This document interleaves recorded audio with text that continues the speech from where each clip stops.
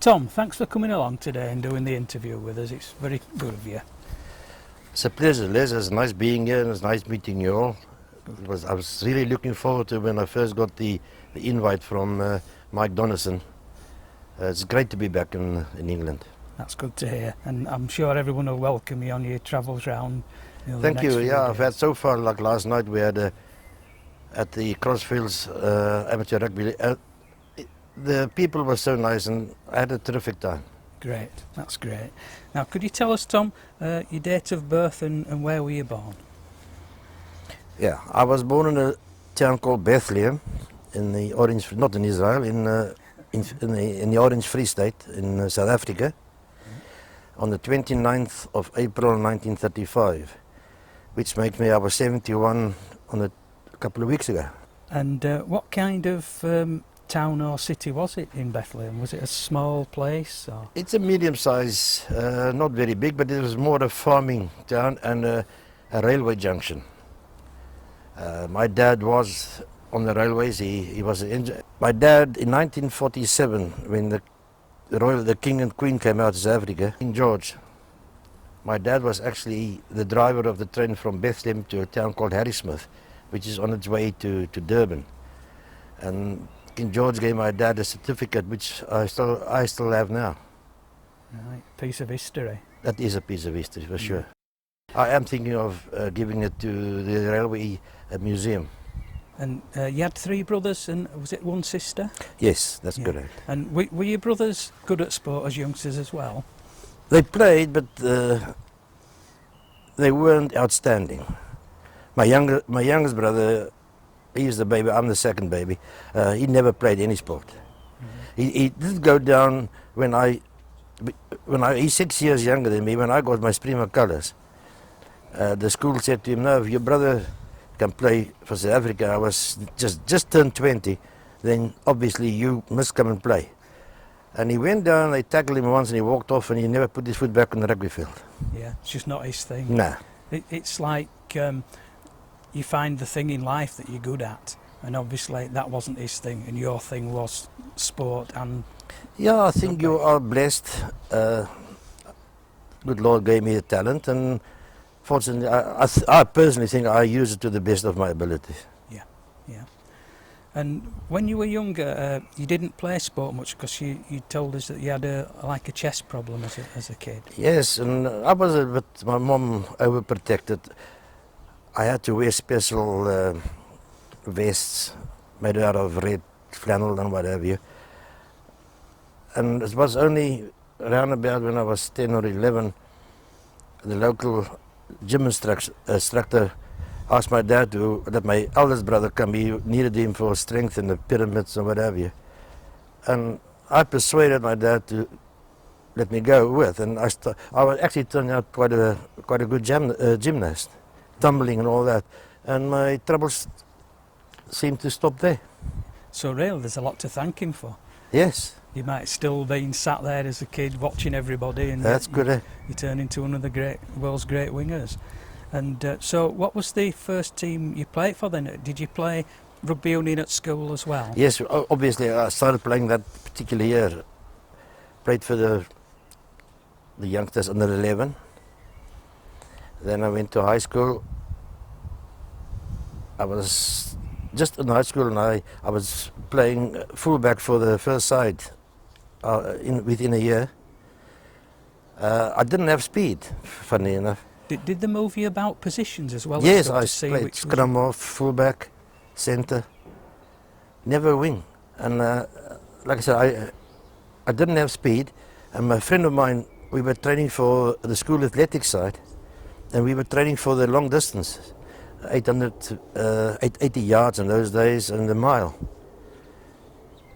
And then we both entered for all the races, sprint races or running races. He won the mile and the 80 yards. I came second. I won the 100 meters. I was then 17. I won the 100 yards and 220 yards and 220-yard hurdles and the long jump. And then I realized I don't know where the speed came from. It just, I inherited it overnight somehow. It's that thing of when you finally get some real sprinting practice Yes, that brings it I out think of you. that's what happened. Because even quick lads, when they have a good coach, speed up a bit more as well. They call it putting an extra yard of pace on. That's don't right. they? Well, Yeah. it actually happened to me to jump around a bit. I went back on holiday once, and I had next to my dad's was a South African boxer, Mike Holt. At 5 o'clock in the morning, there was a school nearby. He used to go and run around the track to get stamina, fitness, and legs. And I used to go with him, training every morning. And when I came back to St. Helens, our first game was against Blackpool. And everybody seemed to run me in and tackle me, and Mr. Cook couldn't understand what's happened to my speed.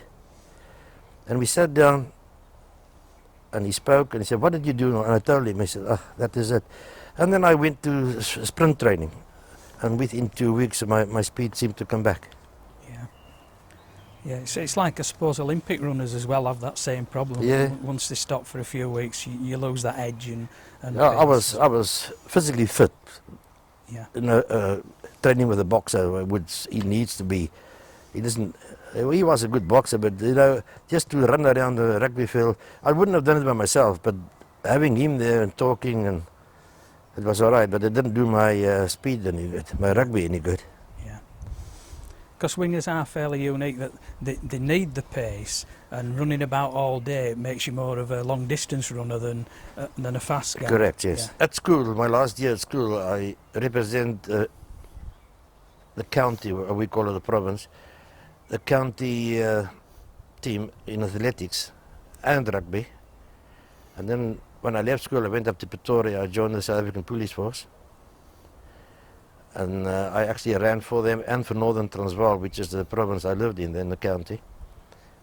And in 1956 was the Commonwealth or Empire Games, I think, in those days in Australia. But the South African rugby side toured Australia and New Zealand that particular year. And apparently the papers down said, just leave him there, let him meet up with the athletes, and he can run the relay for us. But the athletic board wouldn't allow that. They said I must come back and run trials, Yeah. which wasn't enough time for me. But weren't you timed over the 100 yards in 9.8 seconds at that period of time as Yeah, well? I did the 9.7 once, but that was downhill, downwind. And yeah, but the regular 9.8, yes. That is quick. Even today, that's quick. You I with don't the know modern how do you methods. work it out into meters. I would think it's about a 10.3, 10.4. Yeah, I don't know. that's still very, very quick. Yeah. When did you first go and play for a senior team, Tom? Yeah, I had a rapid rise from leaving school. I left school in 1953, beginning in January 53. I joined the police force, and immediately coming to Pretoria, we had the police under 19. Those days was under 9 trials. I played for police in the 19, and same year I played for Northern Transvaal in the 19s. That was in 53, 54. I played for police first side and also for Northern Transvaal seniors, which I was only 19 years old. Yeah. And what position were they playing in? I was playing centre that stage. Centre, right. And then in 55, I got my Prima colours. First test I played centre against Jeff Barrowfield and Davies. But they were mature grown men. They were 27, 28 years old. I was a baby of 20. I didn't have a good game, and I thought, well, I had my one test, maybe I'm out. And I went to the movies that night with my girlfriend, which is my wife now. We've been married 49 years. And I said to her, I don't want to watch listen to them, because we had no television. I don't want to listen to the radio. So we went to the movies. And as the end of the movie, as we got up, an announcement came and said, the site for the second test will be flashed on the screen. And I just glanced up and I saw my name, but it looked out of place. And I said to my name is there, but I don't know what position that is. And Dr. Craven had faith in me. He moved me from centre to left wing. Because he said I had a terrific sidestep or come off my left foot so I can join the loose forwards. which for my money is a lot of nonsense. I played 11 years for St Helens in the right wing. I think if you grew up and played centre all your life, it doesn't matter which side, which wing you play. I could sidestep left or right. Are you naturally left-handed or left-footed? No, I'm right? right. So I'm a right-hander. Yeah. Because in my mind, it's always been right-handed, right-footed, right wing. And He felt like I could come off my left foot and join. And also, I don't know why, I didn't like kicking a ball. I liked to run with it. Yeah. And okay, I believed him that he said I was a left wing, so I played left wing. I played the 4 test matches against the British Lions, and I went on tour to Australia and New Zealand. I played 2 test matches there. And then I played, we had a lot of injuries, and I played the first 9 games on tour, which is very heavy. So Wednesday, Saturday. And the match just before the first test, I torn the ligaments in my knee. So I missed this next 2 tests. No, I missed the first and second test. I came in for the 3rd test, but I haven't recovered from my injury yet.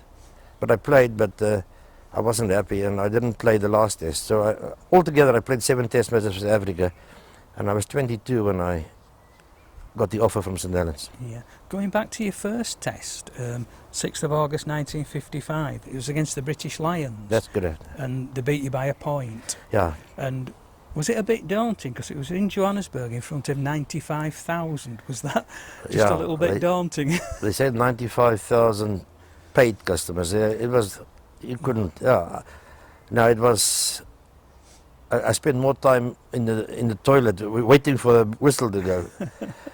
It was a nerve-wracking at that age. At 20 years of age, yeah. Amazing. And as you say, you moved to the left wing for the second test, and you scored 3 tries. Yes. The first time ever on South African soil anyone had scored. Yes, I was the first one to score the 3 tries. Yeah, at the age of 20. And you won that test 25-9. Yeah, we could have won it by a lot more, but our goal kickers, that particular, they couldn't kick the ball over. I don't know what went wrong, but they couldn't convert. I think they converted one of the 7 tries we scored. Right. And in the 3rd test was at Pretoria, and you lost to the Lions 9-5. Was it 9-3, I think, or 9-5? I'm not sure. So both teams were kept low on the scoring. Was it just a grind of a match? Yeah, I don't know. That year, you would think it would be the other way around for us playing at altitude. We're used to it. But the British Lions seemed to play better up in the Transvaal. It was a high altitude of Pretoria and Johannesburg. And down on the coast, we seemed to get them better of them. Because the 4th test was down in Port Elizabeth, which is right at the sea. Yeah. And we beat them there, and quite a good score. I can't remember, but it was quite a good score. Yeah, the 4th test, it was 22-8. Yeah. And you got a try in that game as well, which is regarded as one of the greatest tries ever. Yeah, I don't know, speaking to people, they said they couldn't believe it. I was so close to the corner flag, and when they came to tackle me, they said, I seem to, being in the air, diving, I seemed to turn inside and dove inside, which they asked me, did you know? I said, no, I wasn't conscious of it. I think it's instinct. You do it without practicing it, type of thing. Yeah, yeah. Because not only were you a sprinter, the thing is that say you're quite strong as well, because I will tell you about 5'10". Yeah, about 5'10", yes. 5'10", yeah, and you were quite strong as well. Yeah, I had good thighs, and I used to bump people off with my thighs, they say. Yeah, I was pretty strong, but I think it was the gymnastics and that type of thing that gave me the strength. Yeah, yeah. It's like cross-training, they call it now, don't they, when That's people right, yeah. play all these sports. But in interviewing the other legends of rugby league that we've interviewed so far, they all seem to have been good at various sports. Yes, I don't know if it's just the iron and coordination or the fact that they're just natural athletes and they can pick up any kind of sport, really. Yeah, like I played hockey and cricket. Where the ball was moving around, I wasn't too bad, but I tried to play golf, and I play golf. I can have the odd good game, but the majority of that ball, when it's not moving, I can't seem to hit it. I think it's no coincidence that it was a game invented in Scotland by Calvinists. That it's there to tease you. You know, you're not supposed to enjoy your life. Yeah. Now, you mentioned that you went on the tour to Australia and New Zealand, and you scored there 16 tries in 19 appearances on the tour. That's right. Yeah. Yeah, that's good going as well. I made one mistake in 1953. Australia went out in South Africa, and they had a wing, Eddie Stapleton, I think, who ran for Australia in athletics as well. And he was a star on that tour in South Africa. And when we went to Australia, we played New South Wales, and I had to mark Eddie Stapleton. And I thought to myself, I watched him as a youngster when he played in South Africa, and I thought, today, it's make or break. And unfortunately, I scored 3 tries against Eddie that day. And he was dropped for and they brought in the youngster Phelps. And I had a hard time against him. He shadowed me all over the place, and he tackled very well. And so I was sorry I scored. I would have rather played against Eddie in a test match. Well, you were known for being quick off the mark as well, not just fast, but quick off the mark. So did that help you against these great wingers? Yes, and that is also athletics training. Mm-hmm. And also I could more or less full flight, not stop dead, but nearly stop dead and turn directions. Again, and I think Martin Hufaya, when I came over one year, I saw Martin Hufaya, and he was very good at that. I thought he was a brilliant wingman. Yeah, that's being slender and having power in the thighs to pull the body up quickly. Yeah. Was it after that in 1956, after that test series, that the professional rugby league teams in England started looking at you then? Were they then making approaches to you? Well, I don't know if you heard how I came to be approached. I was first approached in 56 by a gentleman with the name of George Duckworth, who was then the baggage master for the MCC in South Africa, Peter May's cricket side. And George Duckworth was director at Warrington Rugby League Club. Right. He didn't make me an offer, he just approached me and asked me if I was interested. But at that, we just came back from Australia, New Zealand, and I didn't know rugby league, and I said, no, I'll give it a miss this time, we never know. And that was it, and then I got this offer from Wigan. And apparently how it happened, they wanted to sign Tony O'Reilly, who I marked in the second test at Newland when I scored the 3 tries. He obviously was a brilliant wingman. He was tall, fast, young. He was a year younger than me. And they wanted to sign him.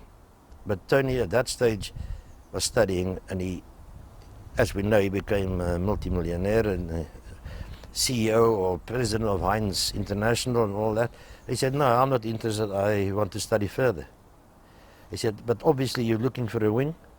Go to South Africa, there's a little policeman there, sign him. And that's how the ball started rolling. Yeah, because I think Wigan offered you various amounts, didn't they? No, only 2. The first amount they offered me was £2,000. Right. And I worked on the copper mines. I went underground, and there was a Yorkshireman working as an electrician underground. And I went to old George and I said, Georgie, I got this offer from a club called Wigan. He said, oh, they're one of the best in the rugby league. I said, how much did they offer you? He said, £2,000. I said, I think we must write to him a letter. He said, no, they must up it. And before we could do that, I got the offer from St. Helens offering me £2,000. So I went back to this Yorkshireman and I said, oh, now we've got a lever.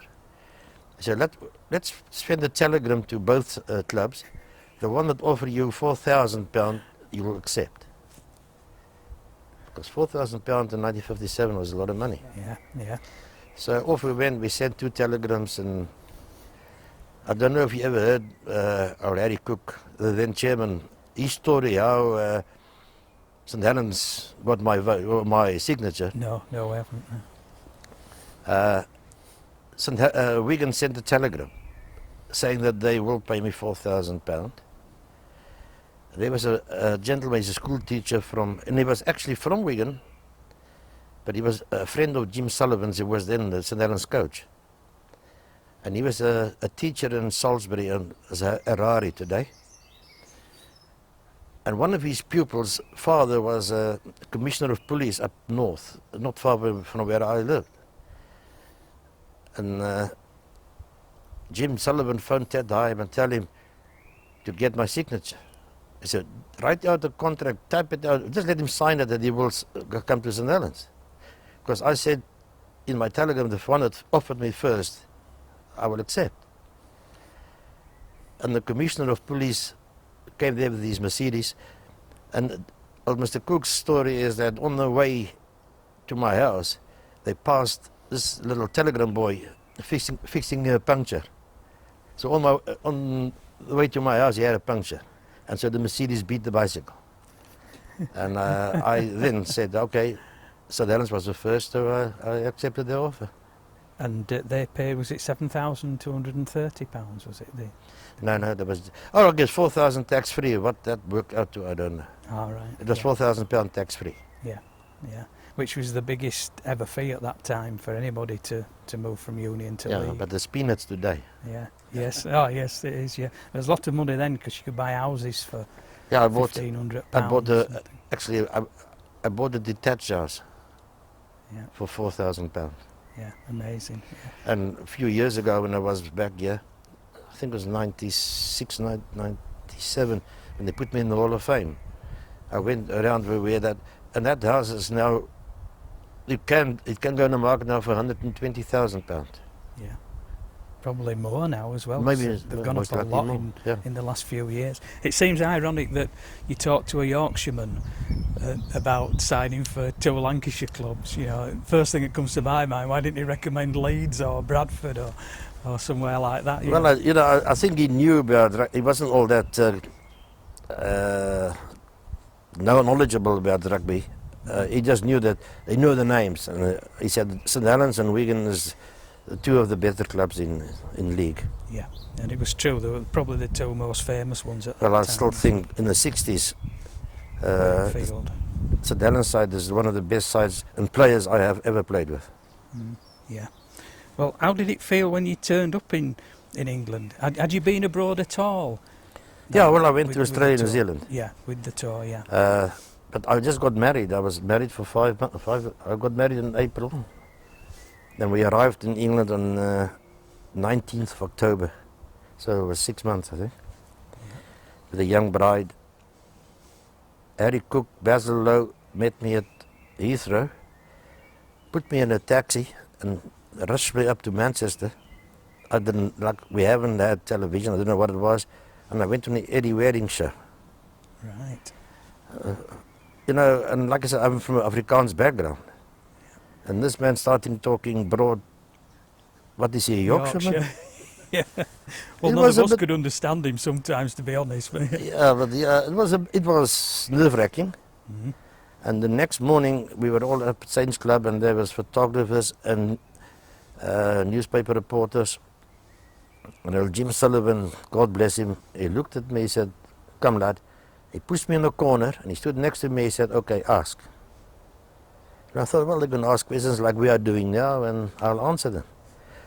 I couldn't open my mouth. Jim Sullivan answered every question they asked me. Yeah. So obviously he did his, and I was very pleased. Yeah. He did his homework on me and he could answer all the questions. Yeah, but of course, players would not be used to any kind of media attention in those days, would they? Oh, very little. Microphones stuck in your face and cameras from TV and everything around. Yeah, especially at that age, you get a bit... Well, I was a shy person. I have changed because I've travelled and I lived here. Yeah. I became very liberal as well. Right. I was... we had the Nationalist Party in South Africa and the old English, the Union and what have you. But coming from that background to England, but I married an English speaking of South African. So she was fluent obviously in English.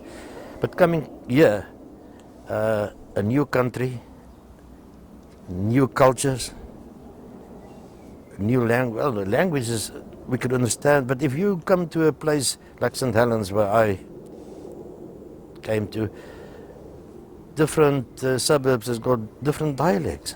Yeah. In the end, I just spoke and said what I wanted, and they thought I was right. Even if I wasn't, they didn't know if I was from another dialect or something.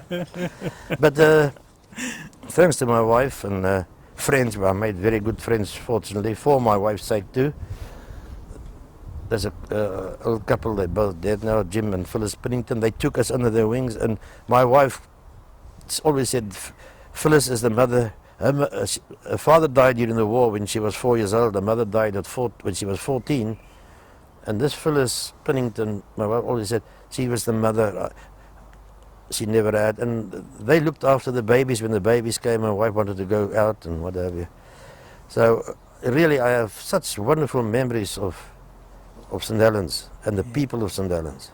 And rugby league in general, people are very friendly in rugby league. Not necessarily on match days when you're opposing each other, but... Oh, no, even that, I didn't mind that. You know, you get the odd one that'll abuse you or shout abuse at you. But you can expect that. If you come up to Yorkshire, and I know one year Hull went to Wembley quite often, and they got beaten every time by the Wigan or some other team. Yeah. And this particular year,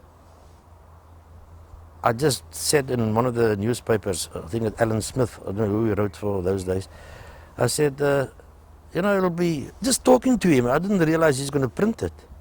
Actually, it'll be a bloody shame if Hull goes to Wembley again and gets slaughtered again. And it's in the press.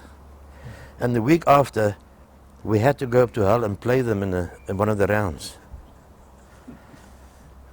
And they had a coach there, Roy Francis. And Roy came to our dressing room and said, you know, you made a hell of a statement in the press. As you must be careful for the people. But Saints knew about it, and it's the first time they took about 7 reserves. And when the end whistle blew, they were all around me. But fortunately, give them the credit that they do, I scored 3 tries that day, and I proved myself. And we put the hell out of it, and they clapped and said, well played, and that was it. Mm. So it was actually, I was a bit nervous going onto the field, but... I think great performances from any player kind of transcends that team, my team, your team. Yes, you just think, wow, you know, when you see performances like that. Yeah. Because you know how difficult it is to score, for somebody to score 3 tries against your team, because you watch your team every week and know whether they can defend or not.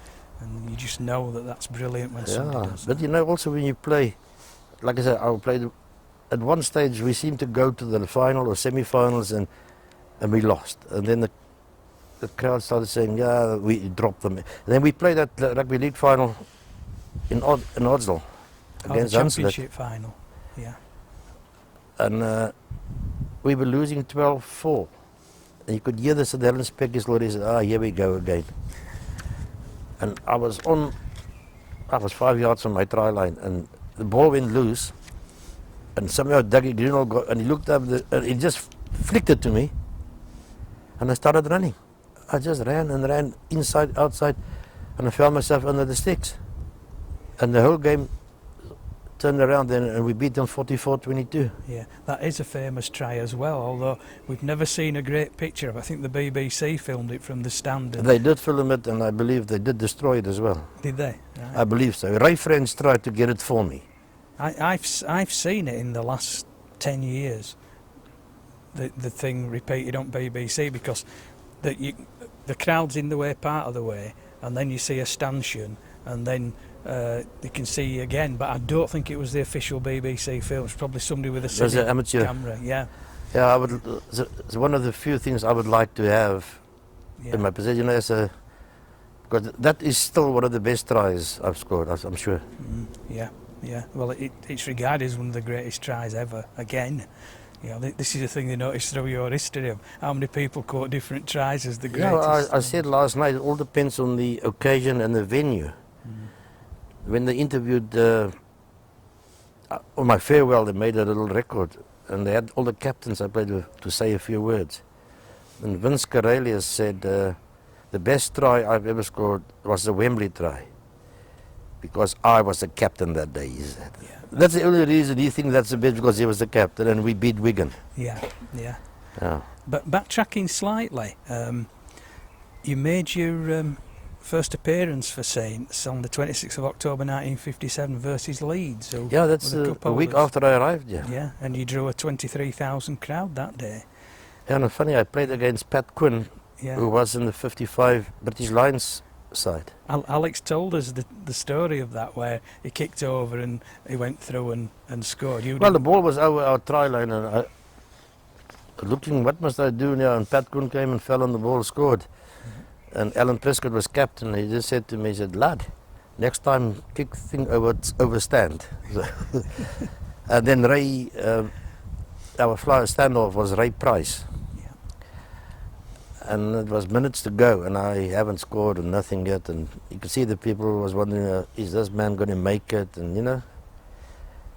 And Ray must have felt it himself, because when he got the ball, he cut across the centre. He ran straight to me on the wing. Drew the fullback, gave me the ball, and I ran 30 yards or whatever. I ran in and scored my first try. And the crowd's opinion changed straight away. Yes. Yeah. What did the great Jim Sullivan say to you at half time?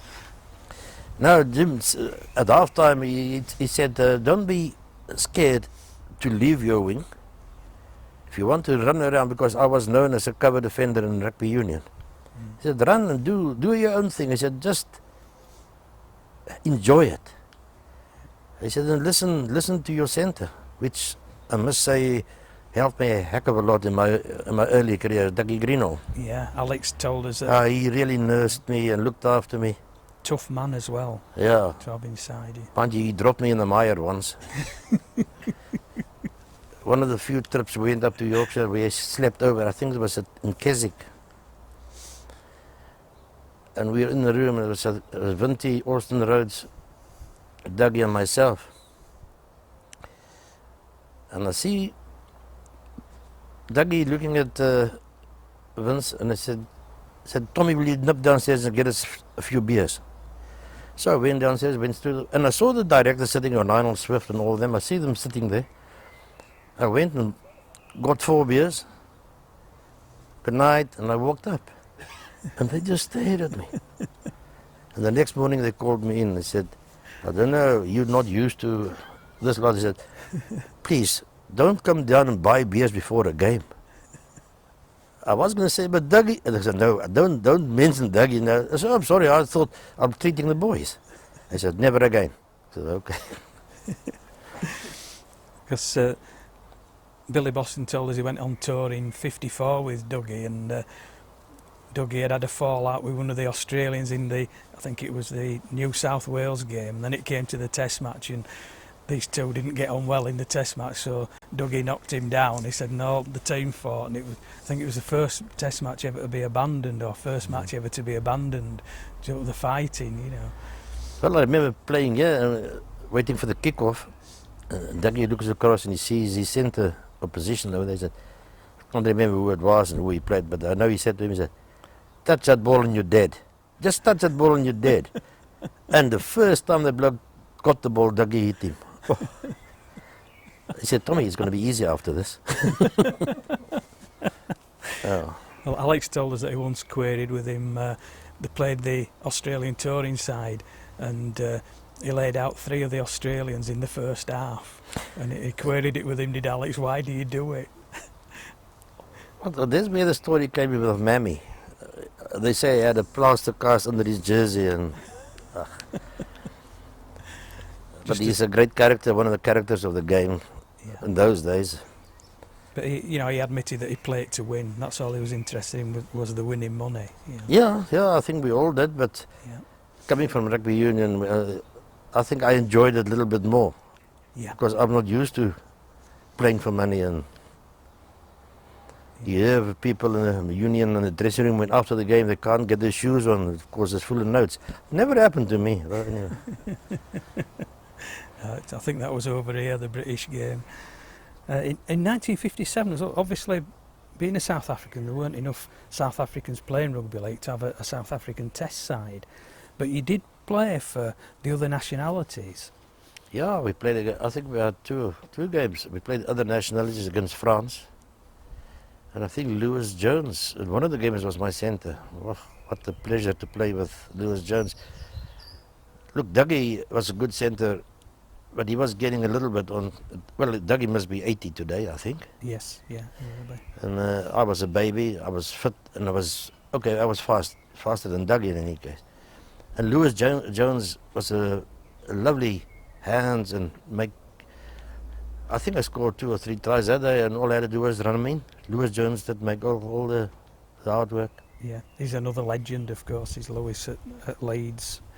It's amazing. But everybody's at the end. We will ask you, who were the greatest players you played with and against, and that you'd seen. And the other players have all mentioned Lewis Jones as one of the great players. Yeah, he was clever. He was a clever player.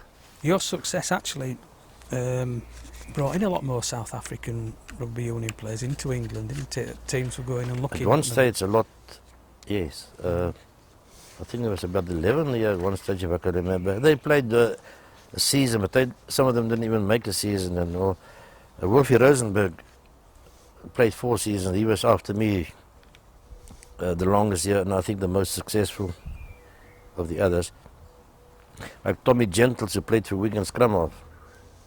He played rugby union test matches with me. And I see him in South Africa now and again, and he said to me, if you don't make the grade, if you're a foreigner like we were from South Africa, if you don't make the grade within a year, you might as well go home, because people are not going to support you. They want a winning team, and they want a bloke to perform and help build that winning team. And thank you, I was fortunate to be in that position. Yeah. I was, well, I scored the tries in rugby union, yes, but like I said, what helped me a lot too, and there was no six tackle rule. No. You could carry the ball all day, and we had a pack of forwards that could carry the ball all day. That's why I scored that first. I played half a season in '58, and then the '58-'59 season I scored this 62 tries in a season. Yeah, which I think Bevan and Boston were behind you with 54, and to outscore them by 8. Yeah, and nowadays that's a massive toll. I've never obviously saw Alf Ellaby play, but I believe he was brilliant, and his record stood for 25 years or so until my records, but they will never break it, not because they're not good enough, because the rules has changed. Yeah, it's a different game for wingers. It's just the rules changed, and you. When you played your first game, obviously you trained with the team. Did you play any friendlies before, or No. the first match? No, you went straight into. Yeah, and some of them you'd have never seen play. I mean, what did you think when you played with Alex Murphy, for instance? Because he'd be even younger than you were. Alex, point. I think, was only 17. He came straight from school, really. I remember Alex, cocky, fast. He was strong for his. Even at that stage, he was strong for his age. Full of lip. Yeah, he could give you some lip. But he was, I think, the best scrum of rugby union or rugby league that I've seen. I'll put him and Gareth Edwards, who played scrum half for Wales Union, up there. But I think Alec was faster than Gareth, and he had played both games. So I think he had a bit more experience. Although Gareth was brilliant, but if I must pick a side now, Murphy will be my scrum half. Yeah. He told us that he played in the RAF for the RAF That's team right, yes. at Twickenham, and with that reunion against league thing that was going on then, that he tried to go on the pitch before the game, and one of the officials said, "You can't go on there, you're professional." And he said, "Well, you better tell that to this gentleman," which was his wing commander. The wing commander just said to the official, "You better step out of the way, and when he comes past, bow, because he's the greatest player you'll ever see on this pitch." Correct, yeah. And also in that team, you'd a few more legends. I mean, Alan Prescott, because of his captaincy of Great Britain. He was a great captain. Yeah. And a great player. And he's a legend now for the Broken Arm incident. And Dick Huddart as well. That man could run. Really, he was a good second rower. Yeah. He scored brilliant tries. He had a good handoff. Dick, and obviously at the back of his scrum, Vince Cornelius, also one of the best I've ever seen. Yeah. Just talking about Dick, did you sprint against Dick at all? Alan Prescott then became coach. Mm. And we had Alan liked to have a sprint against each other, and then we had to run around. It wasn't a 440 yards, I would say about a 300-meter track. And he will set them off and they say, okay, Tommy, chase them, just to see if I can catch them. Yeah, he was fast, but as a second or fourth, if he'd beaten me, I would have given up. Yeah. But you'd appreciate how quick he was for a yes. trying to catch him. For a forward, and his size. Yeah. He was very good, very Big man. quick. Yeah. And Vince, of course, as you just said, Vince Corelius. Oh, he gave me a bear hug one and I just passed out. He's tremendous hands and strong. Yeah. Yeah, I think that's because he was in the scrap metal business. Yeah. But a gentleman, very softed out. Mm. But on the field, I wouldn't like him to tackle me. It's funny. It's a pity in those days, that particular area in the 60s, there was 3 brilliant loose forwards, and Rocky Turner, Johnny Whiteley and Vince. Any of them can walk on any test side. And they had, unfortunately, played in the same area. Yeah. But were Rocky and Vince more of enforcers when they're on the field? Johnny was more of a ball playing loose Johnny was, forward. yeah, he could distribute. He was very. But although 1 year on a touring side in Australia, I was told, I read about it, they had so many injuries that Vince actually went and played standoff. And he actually helped to beat Australia, playing standoff. So obviously he could handle the ball as well. Yeah, that was the second test 58 at Brisbane when Prescott had broken his arm. Broke his arm. They were down to 10 fit men on the field at that point, and Vince volunteered to go to standoff. Amazing. Yeah, he's an amazing character, amazing person. Yeah. Because they all, they called him the wild bull of the pampas, did the Australians. So that's a compliment from the Australians when you think of... Yeah, they don't like giving out compliments, that's for sure. Yeah, that's it. And you've talked about the championship at Odsal when you beat Unslet. And there was 52,000 there at Odsal as well. But you started that game actually with an injured leg as well. Yeah, I had a bit of a pulled hamstring. And after that first try was it was a very long try. I could feel it really, but I scored 2 more after that. But then, fortunately, the season was over and I went back to South Africa. But for the first week or so, I couldn't walk. My leg was black and blue. It was very painful. Yeah, so you'd obviously torn the muscle Yes. and aggravated it by playing the game. But of course, you'd be happy that you'd won and got the medal, got an hat-trick and got the medal. Yes, yeah, we got some silverware in the cupboard, yeah. Yeah, and winning pay as well. Yeah, that helped. Especially when you think you'd appeared in front of 52,000 as well. Yeah, it's like Wembley in 61. I don't know if you ever seen my contract I signed. I think my friend Mike Donaldson has got a copy of the contract. And it says the player will be paid £9 for a win and £5 for a draw. And if he plays in Cumberland or Yorkshire, he will get £1 extra. And then we played at Wembley in 61, and we were paid £200. And Wigan was in the same. And all due respect to the Wigan board, they gave, although they lost, they played well, they got the same money, £200. But in 66, we got £200 again. But Wigan only this time they got £5. Right. So you've got to win. Yeah, that was the big thing between Wigan and Saints, though. They just thought, if we lost at Saints, it's a tragedy. Yeah, but Wigan also treated me well. A few years ago, they actually invited me out to England. I stayed in Wigan for a few days, and Billy and I, Saints were playing Wigan that particular weekend, and I led the Saints team on the field, and Billy Boston the Wigan side. That's great, yeah. Is it a tremendous thrill to come back again and visit teams and everything? Yes, I just hope I wasn't so well before I left. I had a polyps in my colon that started bleeding. And 10 days before I came over, I had to get 5 units of blood. And the specialist said, let's hope you don't happen over there. I said, well, they're not a third world country like us. I said, I'm sure they'll have blood there, but anyway, I'm here and I'm pleased to be here. Yes, I look forward to it very much. And the welcome I've had here, and the people I'm living with, Mike, Marianne, Donison, you couldn't wish for better people. Yeah, smashing. And going back to that match at Odstall, your third try gave you 100 tries for St Helens in only 74 games. It's quite a record, that. I didn't know that. Yeah, it's amazing. You know, these days they don't get near that. I think Leslie Vinicolo at Bradford is near one try per game on average. But, you know, it just shows the difference in those days for us. 100 tries in 74 games.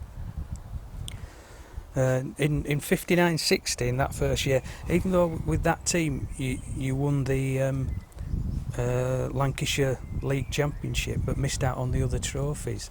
So, you know, you look at your team at that time, how strong it was. There must have been other good teams like Wigan and even Unslitten. Swinton, yeah. Some good teams. I always had problems playing, especially playing Swinton in the Lancashire Cup finals. We played Swinton quite a few times. And then we played at Wigan. And I always had problems with Johnny Stopford. He was just one of those I just couldn't get the better of. Yeah. I think he got the better of me, really. Right. Did he outthink you? No, I think he was... But he had a terrific centre in Alan Buckley. And he seemed to... Well, he was international centre. And a lot of times I could see, and I hesitate, and I go in for Buckley, and then he shoots the ball, and then the Stopford's gone. He was fast. Mm-hmm. But it was good. Yeah, because you were renowned really for your tackling as well, your strength in the tackle. But yeah, I wasn't in Union. I wasn't a great tackler. I used to manage and trip them up and hold on to them, type of thing.